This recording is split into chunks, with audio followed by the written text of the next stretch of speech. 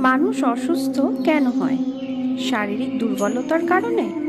না, মানুষ অসুস্থ হন তার মানসিকতার কারণে, তার বিবেকের কারণে, তার কর্মের কারণে ও ক্রোধের কারণে। আর যখন কেউ সুস্থ হন, ঠিক হয়ে যান, তার মানে এটা নয় যে শুধু ওষুধের জন্যই তিনি সুস্থ হয়েছেন। না, এটা কারোর তার প্রতি প্রেমের প্রভাব, বিশ্বাসের প্রভাব, সম্বলের প্রভাব। শুধুমাত্র ওষুধ দিয়ে কিছুই হয় না।